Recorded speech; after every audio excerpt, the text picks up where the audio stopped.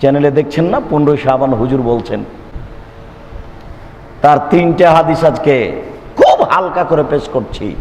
তার একটা হচ্ছে আয়েশা রাদিয়াল্লাহু তাআলা আনহা বলছেন, বিছানে দেখি আল্লাহ রাসূল নেই। কোথায় কোথায় কোথায়? ওই যে বাকিতে, ওই যে বাকিতে। আমি গেল, আল্লাহ রাসূল আমাকে বললেন, আয়েশা জানো এ রাতে কি হয়? কি হয় শোনো, এই রাতে কালব বংশের ছাগলের লোমের সমপরিমাণ পাপ ক্ষমা হয় মানুষের। কালব বংশের হাজার হাজার ছাগল আছে, গায়ে যত লোম আছে এই পরিমাণ পাপ ক্ষমা হয়। সেই হলো 15 শাবান। দেখেন জাল হাদিস, এর পাশে সহিহ হাদিস দেখেন, দেখেন একটু পাশে দেখেন। আয়েশা রাদিয়াল্লাহু তাআলা আনহা বলেন, আল্লাহ রসুল রাতে এসে জুতা স্যান্ডেল রেখে আমার পাশে ঘুমিয়ে গেলেন।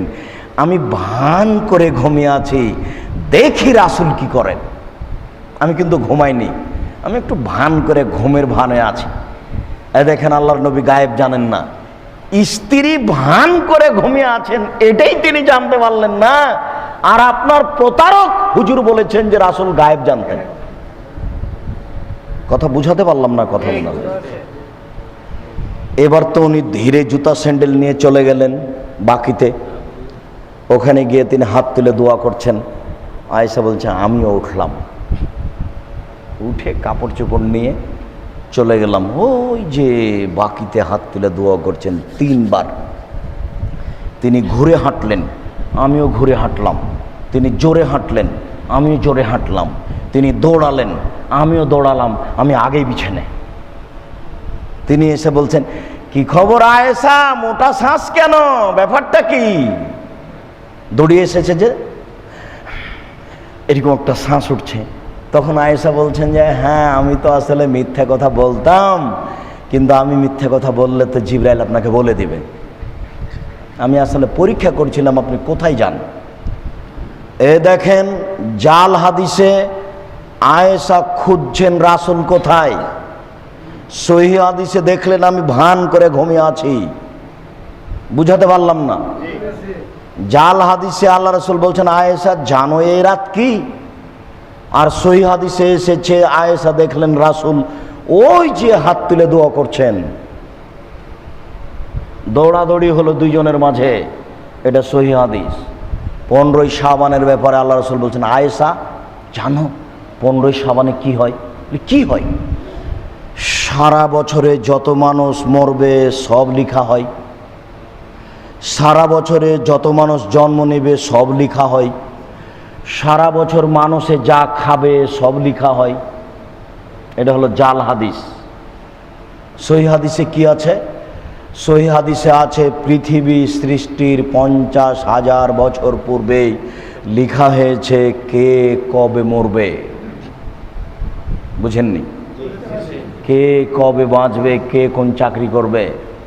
আবার মায়ের পেটে যেদিন 340 4 মাস, সেদিন আবার লেখা হয়েছে বুখারী মুসলিম। আরও শুনুন, লাইলাতুল কাদরে রমাজান মাসে 1 বছরের হিসাব কিতাব নিয়ে আসা হয়েছে, আল্লাহ বলছেন।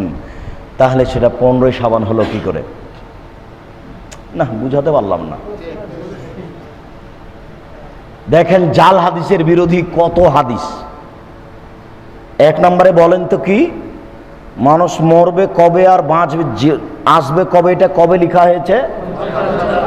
পৃথিবী সৃষ্টির 50,000 বছর পূর্বে। ওটা আবার রেনু করা হয়েছে কখন? মায়ের পেটে যেদিন 340। প্রতি বছরেরটা আনা হয় কখন? লাইলাতুল কাদরে রমাজান মাসে। তাহলে এটা 15 শাবান হলো কি করে? আবার নাম দিয়েছে শাবে বারাত, একটা আরবি আর একটা ফার্সি। মানে আপনাকে তো লাইলাতুল কাদর তো আরবি, ওটা তো ভিন্ন জিনিস। বুঝতে পারেননি? তাহলে বাৎসরিক রিপোর্ট আসে যায় এটা কোন দিনে? লাইলাতুল কাদরে। মানুষ কতটি মরবে আর কি খাবে এটা চূড়ান্ত হয়ে আছে। ওটা 1 বছরেরটা নিয়ে আসা হয় কোন রাতে? লাইলাতুল কাদরে। ওটা কোরআন মাজিদে আল্লাহ বলছেন তানাজ্জালুল মালায়েকাতুর রূহ ফিহা বিইজনি রাব্বিহিম মিন কুল্লি আমর, সব কিছু নিয়ে। এইটাকে হুজুর প্রতারণা দিয়ে কোথায় নিয়ে এসেছেন? 15 শাবান। খুব সাবধান থাকুন। আরেকটি আলী জি, আরে জানো এটা কি? 15 শাবান দিনে রোজা থাকো, রাতে আল্লাহর কাছে চাও। কেন? মাগরিবের পরে আল্লাহ সপ্তম আকাশ থেকে প্রথম আকাশে নেমে আসেন, যে যা চায় তাকে তা দিয়ে দেন। রুজি চাইলে রুজি দেন, বিপদে পড়লে মুক্ত করে দেন। তাই তো ভ্যান চালক প্রতারণা পড়ে গত বছর রুজি চেয়েছিল, সারা বছর ভ্যানই চালালো, তাহলে রুজি পেল কি করে? সারা বছর ভ্যানই চালালো। অথচ বুখারী মুসলিমের হাদিসে এসেছে যে আল্লাহ তাআলা প্রত্যেক রাতের 3 ভাগের 2 ভাগ পার হলে নেমে আসেন। আর জাল হাদিসে এসেছে মাগরিবের পরে নেমে আসেন। বুঝাতে পারলাম না কথা? বুঝাতে পেরেছি তো? জি। নফল সিয়াম পালন করুন আল্লাহকে সন্তুষ্ট করার জন্য। ফরজ সিয়াম পালন করতে আপনি বাধ্য, যদিচ অনেক কাজ করতে আপনি বাধ্য, কিন্তু অত নেকি হয় না। যাকাত দিতে আপনি বাধ্য, নেকি হোক আর না হোক। সালাত আদায় করতে আপনি বাধ্য, নেকি হোক আর না হোক। কথা বুঝেননি? হজ করতে আপনি বাধ্য, নেকি হোক আর না হোক। কিন্তু রমজান মাস এমন একটা বিশেষ মাস যে আল্লাহর রাসূল বলছেন যে আল্লাহ তাআলা বলেন প্রত্যেক দিন, আকবেল ইয়া বাগিয়াল খায়র আকবেল, কে ভালো কিছু করতে চাচ্ছ আসো, ভালো লুটে নাও। ইয়া বাগিয়া শাররে আকসির, কে মন্দ কিছু করতে চাচ্ছ একটু থামো, একটু থামো, একটু থামো, মন্দ করো না। এটা রমজান মাস, রহমতের দরজা খুলে দিয়েছি, জান্নাতের দরজা খুলে দিয়েছি, আকাশের দরজা খুলে দিয়েছি, জাহান্নামের দরজা বন্ধ করে দিয়েছি। রহমত তোমরা খালি লুটে নাও, যে যা পারো। এটা আল্লাহ রাসূল বলছেন, এর নাম রমজান। তাই তো আল্লাহ রাসূল বলেছেন রমজান পাওয়ার পরেও যদি পাপ মোচন করতে না পারে মানুষ, তাহলে মানুষ দুর্ভাগ্য, হতভাগা ব্যক্তি। রমজান এসেছে, আপনি লুটে নেন রহমত। যদিচ বর্তমানে মানুষের প্রত্যেকটা কর্মই হচ্ছে রমজানের রহমতের বিরোধী। আব্দুর রাজ্জাক সাহেব, কথাটা বুঝতে পারলাম না। বর্তমান মানুষের প্রত্যেকটা কর্মই রমজানের সিয়ামের বিরোধী। কথা বুঝতে পারলাম না? বুঝতে পারলেন না? 11 মাসে যত টাকা ইনকাম হয়েছে, রমজান মাসে তার চেয়ে বেশি ইনকাম করবে ও। তাই দর্জি 3 মাস থেকে প্রস্তুতি চালাচ্ছে, খালি জামা কাপড় আর জামা কাপড়। তাহলে বলেন, এখানে ইবাদত করছে মানুষ না জামা কাপড় নিয়ে ব্যস্ত, দোকানপাট নিয়ে ব্যস্ত? অথচ এখানে জামা কাপড় নিয়ে দোকানপাট নিয়ে ব্যস্ত হতে হতো না। রমজান মাস মানে 11 মাসে আপনার স্ত্রী যতবার বাজারে গেছে রমজানে তার সমান একবারই যায়, এক রমজানে। কাল 2টা জামা, তারপরের দিন 3টা শাড়ি, তারপরের দিন 20টা। সব পাগল, মাথাতে গোবর ঢুকেছে। স্ত্রীকে যদি বলতে শাড়ি কিনতে হবে, মানে বলো কি, শোকে যে 10টা শাড়ি আছে ওকে ফকিরকে দাও, তারপরে একটা পরে থাকো, ওটা পরে থাকো, বাকি ফকিরকে দাও, আমি বাজারে গেলাম 3টা কিনতে। কথা আমার বুঝতে পারেননি? এত শাড়ি কিনছেন কেন আপনি? এত জামা কিনছেন কেন আপনি? এটাও ইবাদত বিরোধী কাজ। 3, এত ইফতারি যে খালি পেট টান টান, ইফতারি খেতে খেতেই। বলেন আপনি ইবাদত করবেন কি দিয়ে? কোন হালাতে খালি তারাবি, তারপরে পড়ে গেছে, তাহলে কি ইবাদত হবে? 16 আইটেমে ইফতারি, এর সাথে ইবাদতের কোনো মিল নেই। শুনুন, 11 মাসে যত জেনা ব্যভিচার চলে রমজান মাসে তার চেয়ে অনেক বেশি। টিভি আর সিনেমা আর যাত্রা আর লিফলেট আর পত্রিকা আর বই আর মোবাইল আর ফাংশন, ও এখানে রাতে শুয়ে আছে। বদটা ছেলেটা ও তার শরীরের কাপড় খুলে বসে আছে, আর তার বান্ধবী আছে এতে সিলেটে, ওই পরনের কাপড় খুলে বসে আছে রমজান মাসে।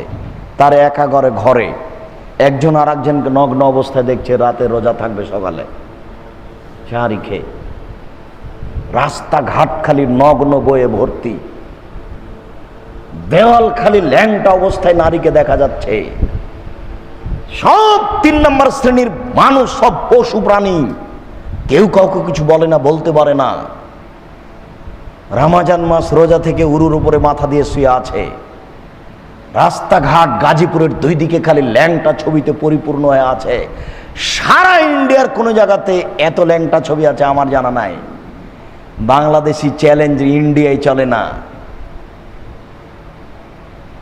ইন্ডিয়ার ল্যাংটা চ্যালেঞ্জ বাংলাদেশে চলে। সব কাপুরুষ।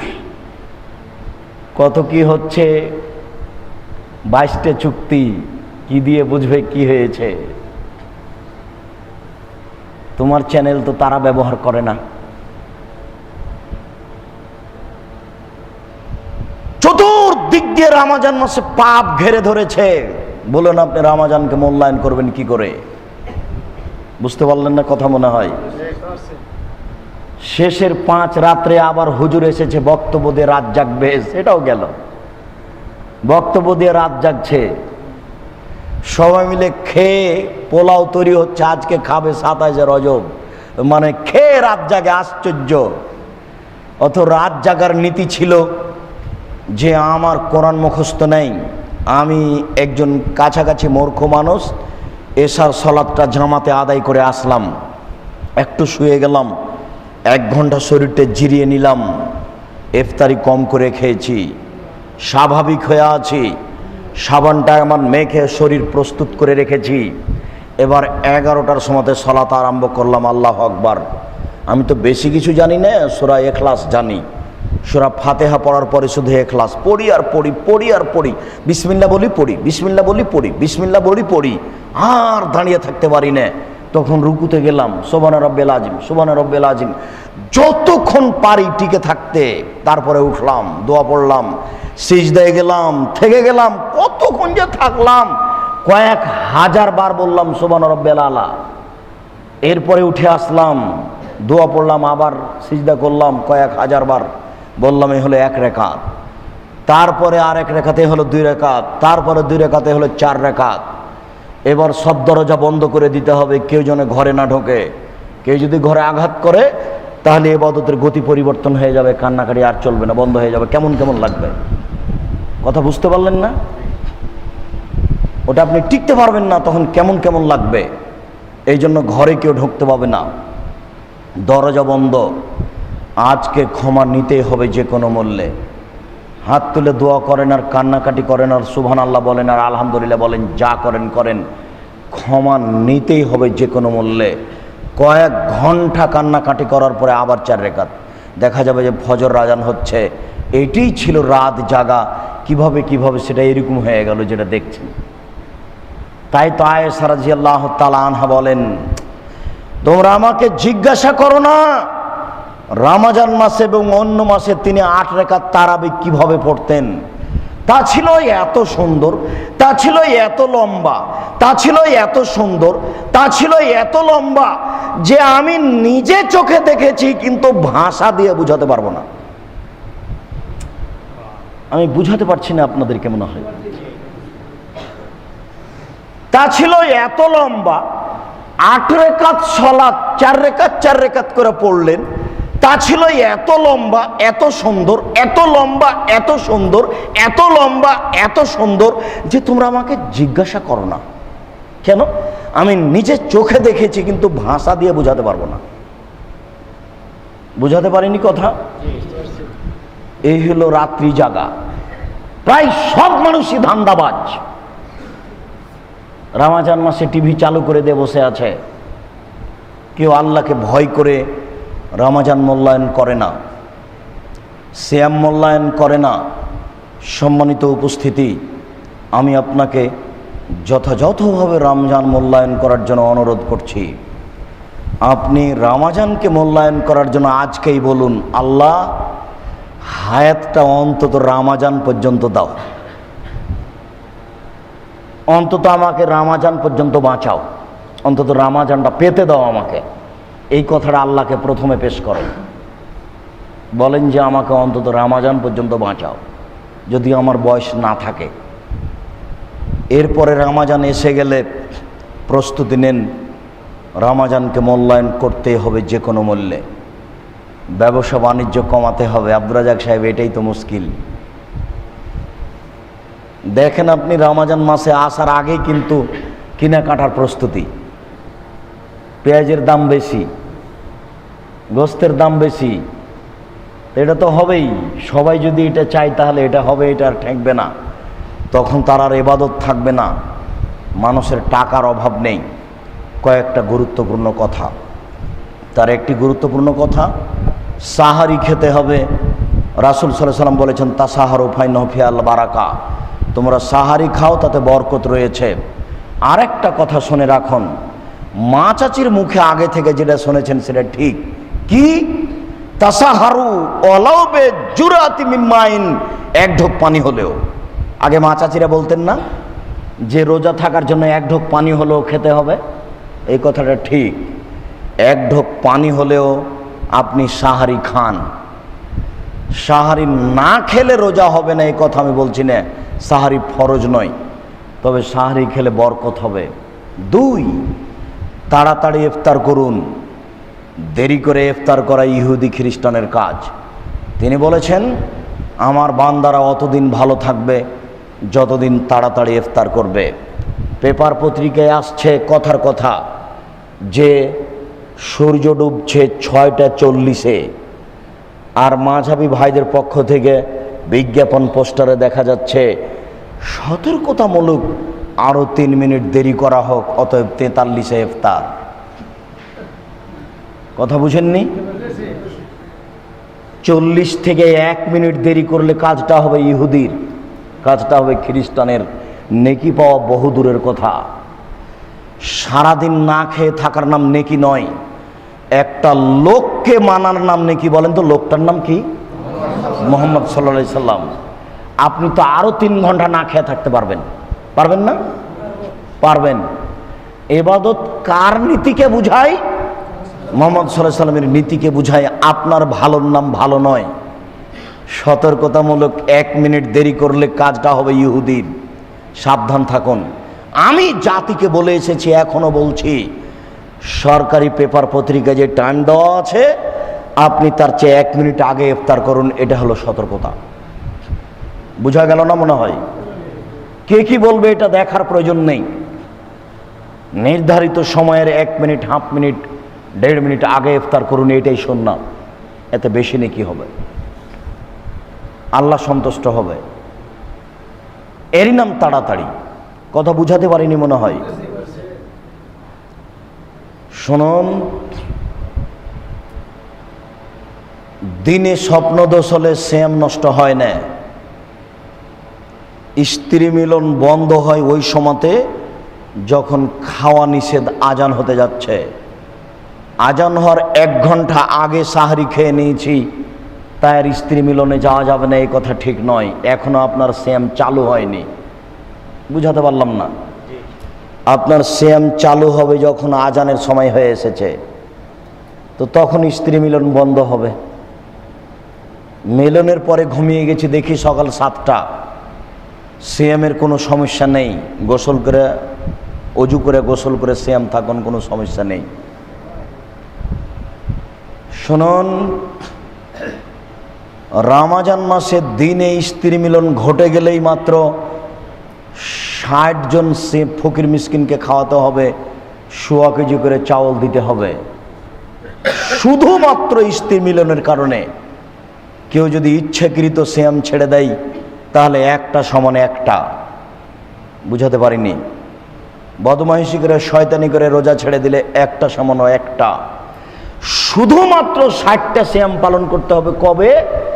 এই ঘটনা ঘটে গেলে। কথা বুঝাতে পারিনি? তবু আপনাকে করতে হবে, আপনার স্ত্রীকে নয়। কই সম অধিকার? ও বোকা নারী, সম অধিকার কোথায়? বুঝাতে পারিনি কথা মনে হয়। স্বামী স্ত্রীর মিলন ঘটে গেলে 60টা রোজা কাকে করতে হবে? স্বামীকে, স্ত্রীকে নয়। এই হুকুম স্ত্রীর উপরে নয়, এটা আপনার উপরে। অথচ এতে দুইজনই অংশগ্রহণ করেছে, কিন্তু বিধান আপনার উপরে বর্তিয়েছে, তার উপরে নয়। সম্মানিত উপস্থিতি, রমজান মাসে প্রচণ্ড রৌদ্রের কারণে গায়ে বেশি বেশি পানি ঢাললে সিয়ামের কিছু হয় না। রমজান মাসে কাঁচা ডালে দাঁত পরিষ্কার করলে সিয়ামের কিছু হয় না। রমজান মাসে পেস্ট দিয়ে দাঁত পরিষ্কার করলে সিয়ামের কিছু হয় না। রমজান মাসে খাদ্যমূলক ছাড়া যে কোনো ইঞ্জেকশন করলে সিয়ামের কিছু হয় না। রমজান মাসে অন্যজনকে রক্ত দিলে সিয়ামের কিছু হয় না, তবে নিজের গায়ে রক্ত নিলে সিয়াম ভেঙে যাবে। বুঝাতে পারিনি? নিজে যদি খাদ্যমূলক ইঞ্জেকশন নেন তাহলে সিয়াম ভেঙে যাবে। বুঝা যায়নি? ইনহেলাল ব্যবহার করলে সিয়ামের কিছু হয় না। যদি গুল দাঁতে দেয় তাহলে সিয়াম থাকবে না। গুল তো নিষেধার বস্তু, ও মুখে দিয়ে দাঁতে এদিক ওদিক করে এটা ফেলে দিয়ে দেখাচ্ছে, ও তো নেশাদার দ্রব্য খাচ্ছে। এতে তারও অর্ধেক ক্ষুধা মিটে যায়। ও বলছে যে কাজ করতে ভালো লাগে না, আগে সিগারেটটা খাই, তারপরে কাজে মন বসবে। কথা বুঝতে পারেননি? সে ওই গুল মুখে দিয়ে তার শরীরকে অর্ধেক মতো ঠিক করে নিয়েছে। এখন আরো 2-4 ঘন্টা দেরি হলে কোনো সমস্যা নেই। অতএব গুল হারাম, সাবধান থাকুন। আপনার স্ত্রী হাইজ অবস্থায় ট্যাবলেট খেয়ে ঋতু বন্ধ করে সিয়াম থাকতে পারে, কোনো সমস্যা নেই। আপনার স্ত্রী বাচ্চা প্রসব করেছে, বাচ্চাকে দুধ খাওয়াচ্ছে, অন্য সময় সিয়াম পালন করবে, অথবা অসহায় দুস্থ গরিবকে খাওয়াবে। আপনার স্ত্রী গর্ভবতী, অন্য সময় পালন করবে, অথবা অসহায় মানুষকে 2 সন্ধ্যা খাওয়াবে। আপনি বা আপনার স্ত্রী বা আপনার বাপ মা অসুস্থ, অসহায় মানুষকে 2 সন্ধ্যা খাওয়াবে। তাহলে এখানে আসলে 3 জন মানুষ: গর্ভবতী, দুধ পানকারিনী, অচল মানুষ। বোঝা গেল না মনে হয়? আমরা কিন্তু শুনেছি শুধু অচল মানুষের এই সুযোগ, গর্ভবতী আর দুধ পানকারিনীকে পরে করতে হবে এটা নয়, পরেও করতে পারে, এখন এইভাবে করে নিতে পারে। বুঝাতে পারিনি? 3টা বিধানই একই। অসুস্থ ব্যক্তি, গর্ভবতী, দুধ পানকারিনী, 3 জনের হুকুম একই। স্পষ্ট তো? সম্মানিত উপস্থিতি, প্রত্যেক মহল্লাতে 1 জন করে লোককে অন্তত জুমা মসজিদে এতেকাফ করতে হবে, নইলে গ্রামবাসী পাপী হবে। কথা মিথ্যে। এতেকাফ জরুরি কিছু নয়, বেশি ইবাদতের জন্য নিজেকে ঠেকিয়ে দেওয়ার নামে এতেকাফ। এতেকাফ ফরজও নয়, গুরুত্বপূর্ণ সুন্নাত নয়। আপনি নিজেকে ঠেকিয়ে বেশি ইবাদত করুন, তার নামে এতেকাফ। কথা বুঝতে পারেননি? এই মসজিদে 1 জন থাকাই লাগবে, নইলে গ্রামবাসী পাপী হবে, এই কথা মিথ্যে। এই কথা একেবারেই ঠিক নয়। সম্মানিত উপস্থিতি, ফিতরা দিতে হবে শস্য দিয়ে, টাকা দিয়ে নয়।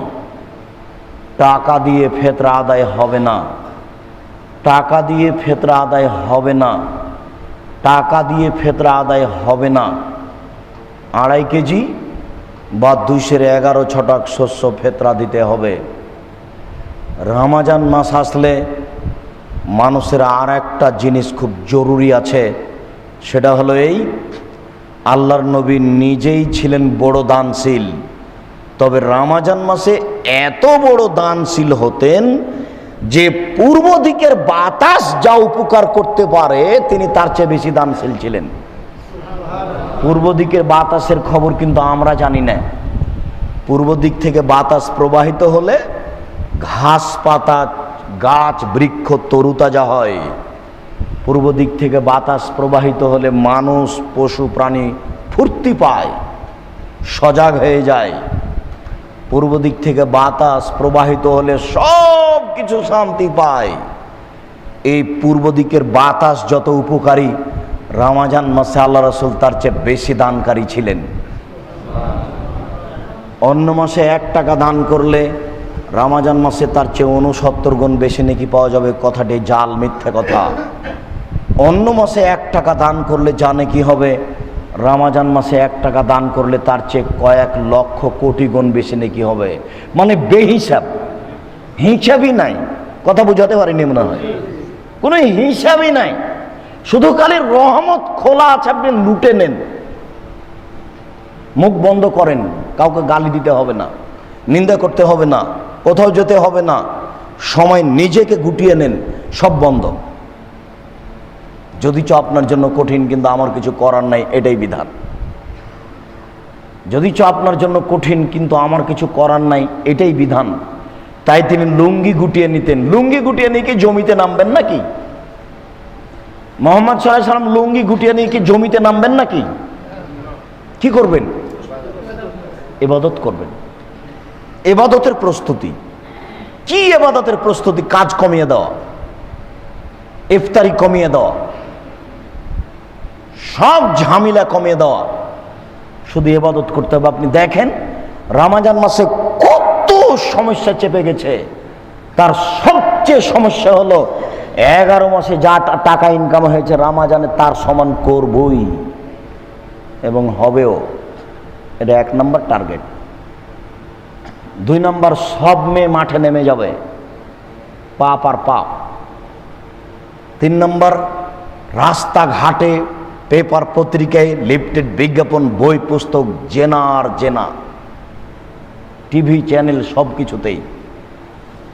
চতুর্দিক থেকে আপনার ইবাদতকে কমিয়ে দেওয়ার মাধ্যম।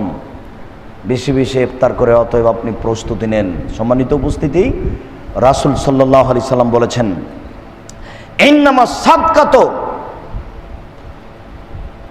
তুতফিউ হাররাল কবুরি আন সাহিবিহা। কেউ যদি দান করে তাহলে দানটা তার কবরের শাস্তিকে মিটিয়ে দেয়। তিনি বলেছেন, ইন্নামাল মুমিনু ইয়াস্তাজিল্লু ইয়াউমাল কিয়ামা ফি জিল্লি সাদকাতিহি। বিচারের মাঠে মুমিন থাকবে তার দানের ছায়াতলে। বিচারের মাঠে মুমিন কোথায় থাকবে? দানের ছায়াতলে। তবে রাসূল সাল্লাল্লাহু আলাইহি ওয়াসাল্লাম এই কথা বলেছেন, ইন্না সিররা সাদকা তুতফিউ গাযাবার রাব্বি। গোপন দান আল্লাহর রাগকে মিটিয়ে দেয়। অনেক পাপ হয়েছে, জেনা হয়েছে, চুরি হয়েছে, ডাকাতি হয়েছে, আল্লাহর রাগ করে আছেন, আপনার মরার সাথে সাথে জাহান্নাম দেবেন। এই জন্য ইতিমধ্যে আপনি কিছু দান করেছেন, তখন রাগটা পানি হয়ে গেছে।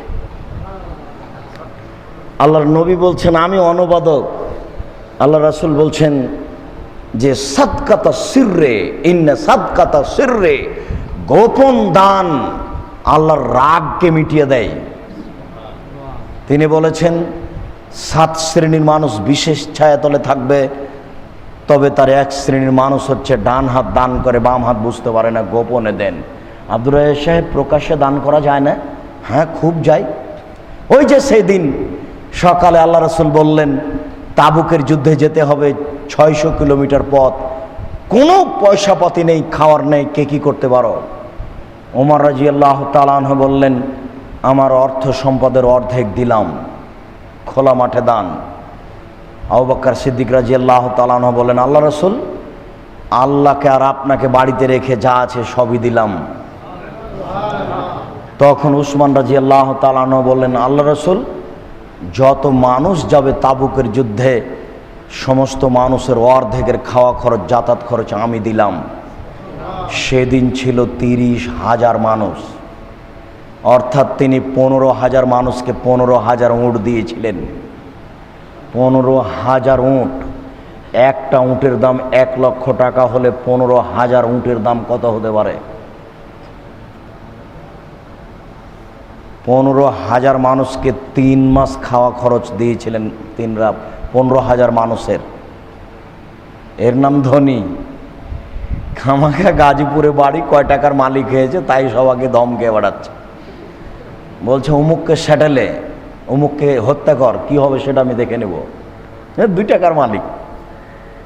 দেখেছেন ধনী কি বলে, আপনার দেশের সরকার 15,000 মানুষকে 3 মাস খাওয়াতে রাজি হবে না। ইনি উসমান, তার নামে লাগা আছে উসমান গনি, ধনী উসমান, বৃত্তশালী মানুষ হচ্ছেন উসমান রাদিয়াল্লাহু তাআলা। যখন যা প্রয়োজন হয়েছে তখন তা বিলিয়ে দিয়েছেন, 2 হাতে দান করেছেন। এর নাম উসমান রাদিয়াল্লাহু তাআলা। সম্মানিত উপস্থিতি, জাকাত দিতে আপনি বাধ্য, জাকাতের সাথে আপনার কোনো আপোষ নেই। জাকাতের কথা আজকাল বিস্তারিত না বলে শুধুমাত্র এতটুক যে 5টা উট হলে 1টা ছাগল জাকাত দিতে হয়, 25টা উট হলে 1টা উটের বাচ্চা জাকাত দিতে হয়, 30টা গরু হলে 1টা গরু জাকাত দিতে হয়, 40টা ছাগল হলে 1টা ছাগল জাকাত দিতে হয়, 18 মণ 30 কেজি শস্য হলে 20 ভাগের 1 ভাগ ওসর দিতে হয়। আব্দুর রাজ্জাক সাহেব, সরকার ট্যাক্স নিচ্ছে যে, ওটা সরকারের জুলুম। কত জায়গাতে ভ্যাট লাগিয়েছে, জোর করে টাকা কেটে নিচ্ছে ব্যাংক থেকে। আবার জমির দাম 3 লক্ষ, রেজিস্ট্রি নাকি 2.5 লক্ষ। জুলুম কাকে বলে দেখেন, এর নাম সরকার জিনা, এর নাম সরকার নয়, এর নাম জালেম। শুনুন, যদি পিটিয়ে ট্যাক্স আদায় করে তবু আপনার এই ওসর জাকাত মাফ হবে না, ওটা জুলুম। নির্ধারিত সময় আপনাকে ওসর জাকাত দিতে হবে। যেদিন শস্য কেটে আনছেন, শস্য যদি 18 মণ 30 কেজি হয়, তাহলে 20 ভাগের 1 ভাগ শস্য ওসর দিতে হবে। যতবার হবে, যতবার হবে, যতবার হবে। কথা বোঝা যায়নি? 7.5 ভরি স্বর্ণ যদি হয়, আপনার স্ত্রী, আপনার মেয়ে, আপনার বৌমা সবাই আপনার অধীনে আছে। 3 জনের ব্যবহারিক স্বর্ণ আর ঘরের জমা করা স্বর্ণ যদি 7.5 ভরি হয়, বাজার মূল্য জিজ্ঞাসা করে শতকরা 2.5 টাকা জাকাত দিতে হবে। আরেকটা অপশন আছে, অবলিগ। যদি আপনার এই টাকা 200 দিরহাম 52 রূপা সমপরিমাণ টাকা হয়, তাহলে আপনাকে জাকাত দিতে হবে। আব্দুর রাজ্জাক সাহেব, কথাটি আবার বুঝিয়ে বলেন। 52 তোলা রূপা সমপরিমাণ যদি আপনার টাকা থাকে, 52 তোলা রূপা সমপরিমাণ যদি আপনার টাকা থাকে, ডিপিএস খোলা আছে ছেলে মেয়ের নামে, ব্যাংকে অ্যাকাউন্টে টাকা আছে, কর্জ দেওয়া আছে, চাহিদা মাত্র পাওয়া যাবে, দোকান বরাদ্দ আছে, সব মিলে যদি 200 দিরহাম রূপা সমান প্রায় 40,000 টাকা, যদি 40,000 টাকা হয়, তাহলে শতকরা 2.5 টাকা আপনাকে জাকাত দিতে হবে। তবে আপনি অপশনে যেতে পারেন। সব মিলে যদি 7.5 ভরি সমমূল্য টাকা হয়, অর্থাৎ 2.5 থেকে 3 লক্ষ টাকা, তাহলে আপনি শতকরা 2.5 টাকা জাকাত দিবেন। যে কোনো নীতি গ্রহণ করতে পারেন আপনার ইচ্ছে। আমাদের কাছে পরামর্শ চাইলে আমরা বলবো রূপার দামটা ধরা হোক, তাহলে গরিব মানুষের সুবিধা হবে। আমি মনে হয় কথা বুঝাতে পারিনি, কথা স্পষ্ট তো? মানুষের কাছে ডিপিএসে, অ্যাকাউন্টে, কর্জ দেওয়াতে, দোকান বরাদ্দতে, ব্যবসাখানায় যত টাকা আছে সব টাকাকে জমা করে দেখা যায় যে 52 তোলা রূপা সমান হয় কিনা। বুঝাতে পারলাম না? সব টাকাকে জমা করে দেখা যায় 7.5 ভরি স্বর্ণ সমান হয় কিনা। বুঝেননি কথা? যেটা আপনাকে ভালো লাগে মানেন, তবে আপনি জাকাত দিতে বাধ্য। মনে রাখবেন, গমা সাপ আপনার বাড়িতে থাকতে পারে, থাকলেই ক্ষতি করবে এ কথা ঠিক নয়। আমাদের দেশে একটা কথা আছে, সাপের লিখা বাঘের দেখা, বাঘ দেখলেই খাবে। আর সাপ বিছানে থাকতে পারে, গোখরা সাপ দংশন করবে না। আপনিও আছেন শুয়ে, ওইও আছে, কিছু করবে না আপনার। যদি তাক দিরে থাকে তাহলে দংশন করবে, নাহলে আপনার পিঠের নিচে শুয়ে থেকে যাবে। সাপ বিছানে থাকতে পারে, যদি দংশন করেও তাহলে একজন মারা যাবে, কিন্তু ওসর আপনার বাড়িতে থাকতে পারে না।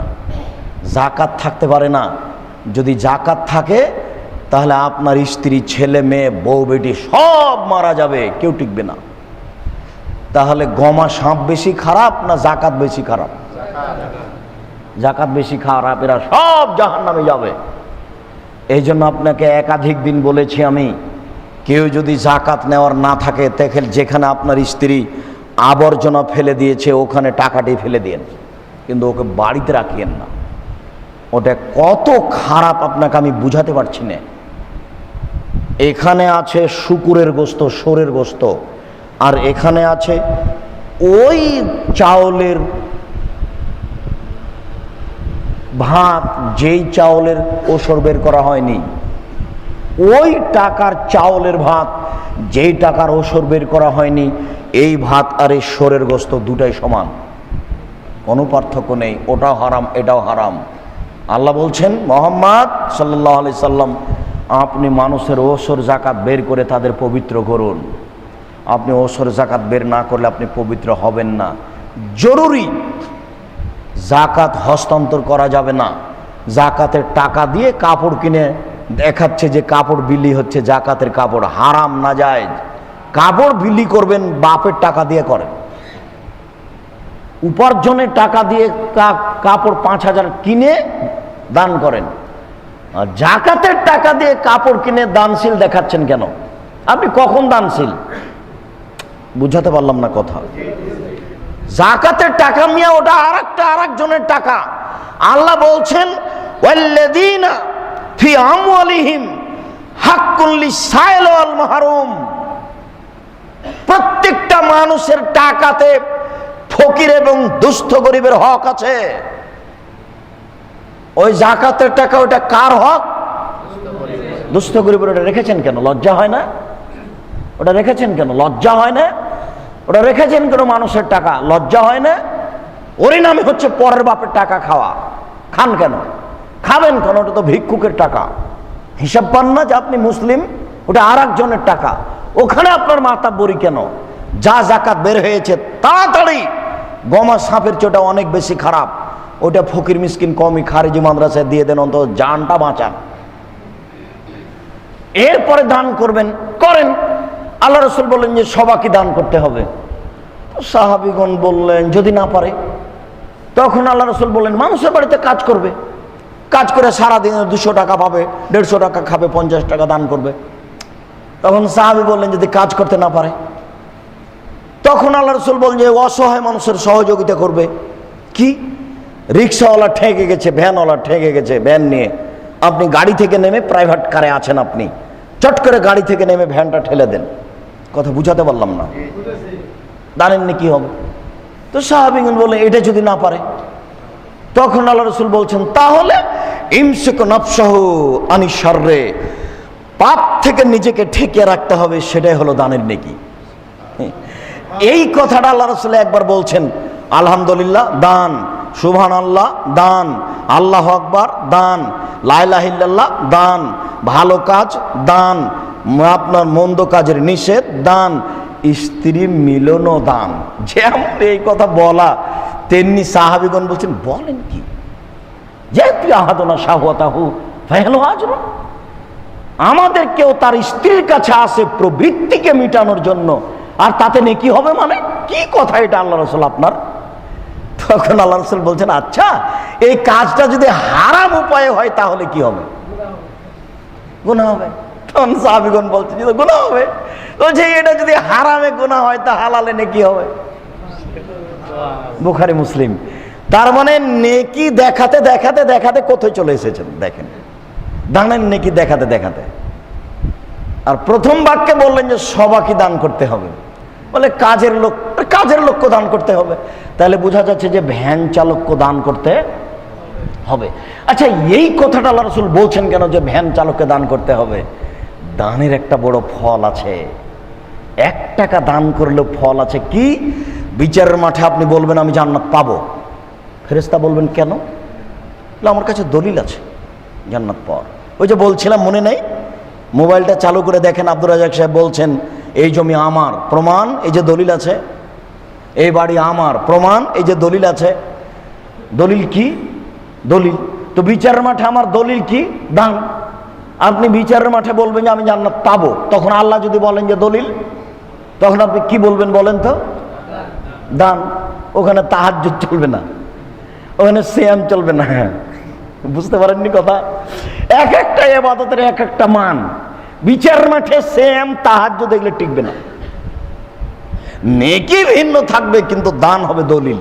এই জন্য বলছেন যে গরিব মানুষও দান করুক, তাহলে তার একটা জান্নাতের পথ হয়ে গেল। বুঝতে পারেননি? সম্মানিত দিনী ভাই, রমজান মাস আসছে, দানের প্রস্তুতি নেন, ফকির মিসকিনকে দিবেন।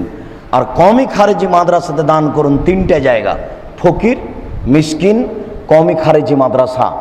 তবে সাবধান, যেখানে চালিসা হয়, কুলখানি হয় আর বেদাতি থাকে সেরকম জায়গাতে দিয়ে না, হলে আবার পাপের সহযোগিতা হবে।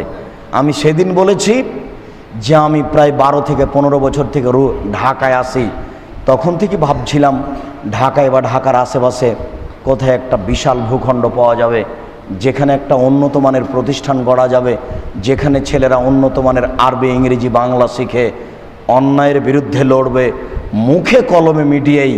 আমি দেখছি সেই জায়গাটা মনে হয় সেটাই কাঞ্চন ব্রিজ, দেবই বাজার হাঁটাবো, বীর হাঁটাবো এলাকার লোকেরা 14 বিঘে জমি আমার হাতে হস্তান্তর করেছে। আমি আলহামদুলিল্লাহ সেখানে 2013 সালের 24শে আগস্ট ছেলেদের প্রতিষ্ঠান চালু করেছি, মেয়েদের প্রতিষ্ঠান চালু করেছি 2015 সালের 3রা জানুয়ারি। এখানে সামনে রমজানের পরিকল্পনা 4টে। একটা মসজিদ নির্মাণ করব, যেখানে একতলাতে খরচ হবে প্রায় 1.5 কোটি টাকা। 7 তলা ফাউন্ডেশনের একটা মসজিদ। 2, মেয়েদের আবাসিক কোনো ব্যবস্থা করতে পারিনি, ছেলেদের করেছি। 7 তলা ফাউন্ডেশনে 10টা রুম, 18 ফুট 20 ফুট, তাদের 3 তলা কমপ্লিট, 10টা রুম আছে, মানে 30টা রুম রেডি। ছেলেদের থাকার ব্যবস্থা করা হয়েছে, মেয়েদের ব্যবস্থা করা যায়নি এখনও। 12টা রুম হবে 15 ফুট 24 ফুট, তাতে মোটামুটি খরচ আছে 12টা রুমের প্রায় 40 লক্ষ। এটা দ্বিতীয় পরিকল্পনা। তৃতীয় পরিকল্পনা শিক্ষক আবাস। শিক্ষক বাইরে গিয়ে থাকবে, এটা আমার মন চায় না কোনো সময়। শিক্ষককে এখানেই থাকতে হবে স্ত্রী নিয়ে। কওমি মাদ্রাসাতে শিক্ষকেরা ছেলেদেরকে হাত পা টিপাতে লাগায়, এটা আমি পছন্দ করি না। অতএব আসর থেকে নিয়ে মাগরিব পর্যন্ত শিক্ষক ছাত্রদেরকে দেখে বাড়িতে গিয়ে স্ত্রীকে বলবে যে পা টিপে দাও। কথা বুঝেননি আমার? মাগরিব থেকে নিয়ে এশা পর্যন্ত ছাত্রকে দেখে স্ত্রীকে গিয়ে বলবে যে কাপড় পরিষ্কার করে দাও। মাগরিব থেকে না রাত 11টা পর্যন্ত ছেলেদেরকে দেখার পরে স্ত্রীকে গিয়ে বলবে যে আমার পা টিপে দাও, ছেলেদের এখানে নয়। এটা আমার মাথায় সবসময় কাজ করে।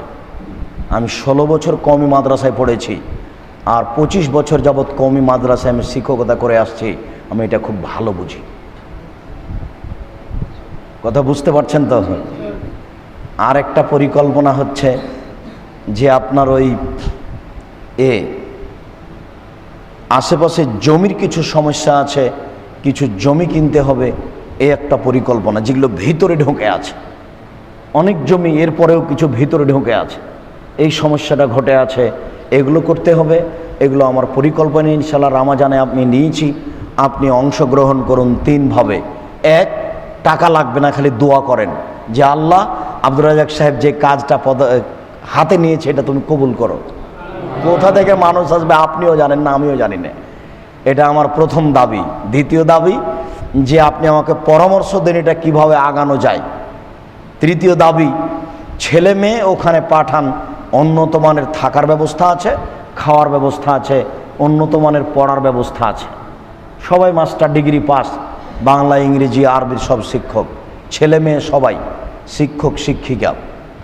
কাজে আপনি ছেলে মেয়ে পাঠান ওখানে। আর এর সাথে যেমন যেটা কথা, সেটা হলো আল্লাহ রাসূলেরও টাকা ছাড়া চলেনি, আমারও চলবে এটা আমি মনে করি না। অতএব আপনি আর্থিকভাবে অংশগ্রহণ করুন, এটা আমার অনুরোধ। তবে আপনাকে আমি করতে বাধ্য হতে বলিনি, আল্লাহ ব্যবস্থা করবেনই। 2013 সালের 24শে আগস্ট 11টার সময় বলেছিলাম আমার হাতে টাকা নাই, এ কথা সত্য, তবে প্রতিষ্ঠান হবে এ কথা সত্য, ইনশাল্লাহ হবেই হবে। আপনি দেখে আসুন, অনেক কিছু হয়েছে, মন খুশি হয়ে যাবে। কথার শেষে এসে বলছি, সম্মানিত দিনী ভাই, আপনি রমজানকে মূল্যায়ন করুন। বিশেষভাবে বৃহস্পতিবার সোমবার সিয়াম পালন করাতে অভ্যাসী হন। বিশেষভাবে রমজানের শেষ দশক 5 রাতকে মূল্যায়ন করুন। কাজ গুটিয়ে নেন, স্ত্রীর সাথে ভালো আচরণ করুন, বেশি বেশি ইবাদত করুন, দান খায়রাত করুন। যাকাত দিতে আপনি বাধ্য, দিতেই হবে আপনাকে যে কোনো মূল্যে। 1 টাকা হলেও দান করতে শিখুন। রমজান মাসে আপনার অনেক উপকার হবে, বিচারের মাঠে আপনি সফলতা পাবেন। আপনি প্রতিষ্ঠানটা দেখে আসুন, রূপগঞ্জ দেবই বাজার। এই কথা বলেই আল্লাহর দরবারে জানাচ্ছি, আল্লাহ আমাদের যারা মারা গেছে তুমি তাদের কবরের শাস্তি মাফ করো। আমরা যারা অসুস্থ তুমি তাদের আরোগ্য দান করো। আমরা যারা বেঁচে আছি তুমি তাদেরকে তোমার রাসূলের পদ্ধতি অনুযায়ী চলার তৌফিক দান করো। আমাদেরকে রমজান মাসে সিয়াম পালন করার সুযোগ দিয়ে দাও। এ দাবি, এ দাওয়া তোমার দরবারে রেখে আজকের সংক্ষিপ্ত আলোচনা এখানেই শেষ করলাম। সুবহানাকা আল্লাহুম্মা ওয়া বিহামদিকা আশহাদু আল্লা ইলাহা ইল্লা আনতা আস্তাগফিরুকা ওয়া আতুবু ইলাইক। আসসালামু আলাইকুম ওয়া রাহমাতুল্লাহ। আমি খুব ক্লান্ত, 2-1টা প্রশ্নের কথা বলা যায় না, প্রশ্ন না করলেই ভালো হয়। ইতিকাফ 20 রমজান দিবাগত মাগরিবের পরে। জি, আমার আপন বোনের মেয়ের মেয়ে নাতনি বিয়ে করা কি যাবে? এই কথাটাই যে 1 সপ্তাহ থেকে কে যেন জিজ্ঞাসা করছে। আপন বোনের মেয়ে ওটা তারও নাতনি, ওটা বিবাহ করা যায় কি করে? আচ্ছা, ওই নাতনির মার সাথে তার বিবাহ দিয়ে দেন তো, ওই নাতনির মার সাথে তার বিবাহ দিয়ে দেন তো। ওটা কে হয় তার? ওটা ওর ভাগ্নি, ওটা ওর নিজের ভাগ্নি। বুঝাতে পারলাম না? ওই নাতনির মা হচ্ছে ওর নিজের ভাগ্নি, ওটা ওর বোনের পেট থেকে হয়েছে। বুঝেননি তো? নিজ ভাগ্নিকে বিবাহ করা যাবে? নিচে যত যাবে সব হারাম। মহিলাটা একটু আগে খুব কড়া হয়েছিল, বলছে অমুক হুজুর বলেছে। তখন আমি রাগ করে মোবাইলে বলেছি, তুমি জিজ্ঞাসা করো কেন এখানে? অমুক হুজুর তুলে রাখো তোমার ফতোয়া, আমি বলছি বিবাহ করা যাবে না, হারাম। তখন বলছে বিবাহ হয়ে গেছে। বলছে আগামীকাল সকাল হতে হতে বিবাহ বিচ্ছিন্ন করতে হবে।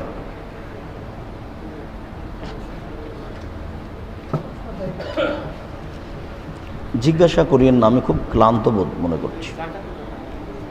যে জাকাত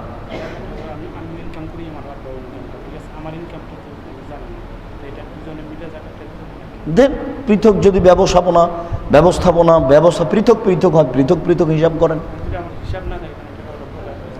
হিসাব আজকে করতে হবে। যদি কতগুলো জিনিস আনুমানিক, মানে এই দোকানে কত জিনিস আছে 5 লক্ষ টাকার, এটা করা যাবে।